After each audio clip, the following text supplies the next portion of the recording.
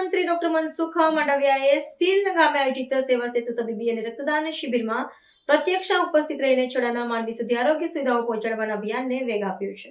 કેન્દ્રીય મંત્રી ડોક્ટર મનસુખ માંડવિયાએ સીલ ગામે આયોજિત વિશાળ તબીબી સેવા અને રક્તદાન કેમ્પમાં ભાગ લઈને ગ્રામીણ જનતા માટે ઉપલબ્ધ આરોગ્ય સેવાઓની સમીક્ષા કરી હતી. આરોગ્ય ક્ષેત્રે સેવા પરમો ધર્મના સૂત્રને સાર્થક કરતા કેમ્પોમાં મોટી સંખ્યામાં સ્થાનિકોએ નિઃશુલ્ક તપાસ અને સારવારનો લાભ લીધો હતો. મંત્રીશ્રીએ સ્વયં રક્તદાતાઓનો ઉત્સાહ વધારતા જણાવ્યું હતું કે રક્તદાન એ મહાદાન છે અને તે માનવતાનું સૌથી પવિત્ર કાર્ય છે.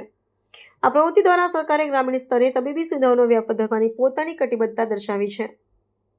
તબીબી કેમ્પની મુલાકાત બાદ કેન્દ્રીય મંત્રીએ સેલ સ્થિત ઔદ્યોગિક તાલીમ સંસ્થા ITIના વિદ્યાર્થીઓ દ્વારા તૈયાર કરવામાં આવેલા વિવિધ પ્રકલ્પો અને કૃતિઓના પ્રદર્શનને નિહાળ્યું હતું.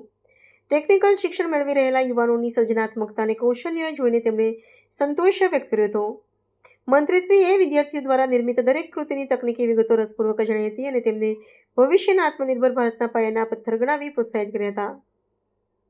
આ મુલાકાતે સ્થાનિક વિદ્યાર્થીઓમાં નવો ઉત્સાહ અને પ્રેરણા પૂરી પાડી હતી. આ કાર્યક્રમના અંતે ડોક્ટર માંડવિયાએ સરકારની વિવિધ જનકલ્યાણકારી યોજનાઓનો મહત્તમ લાભ લેવા ગ્રામજનોને અનુરોધ કર્યો હતો.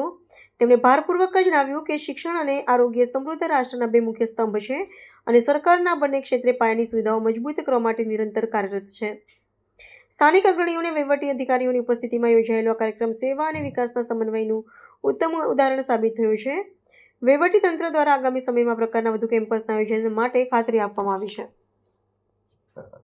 સીલ સેવા સેતુ કાર્યક્રમની અંદર 500થી વધારે લોકોએ ભાગ લીધો. કોઈ લોકોએ આધાર કાર્ડની અંદર સુધારા માટેની અરજી કરી, કોઈ લોકોએ આયુષ્યમાન ભારત કાર્ડ માટે થઈને રેશન કાર્ડની અંદર નામ દાખલ કરવા, નામ કમી કરવું, કોઈને પ્રધાનમંત્રી આવાસ યોજનાના મકાન માટેની અરજી કરવાની હોય, આવા અનેક કામો આ સીલ સેવા સેતુ કાર્યક્રમની અંદર લાભાર્થીઓને લાભ લેતા મેં જોયા. લોકશાહીની એ જ વિશેષતા છે.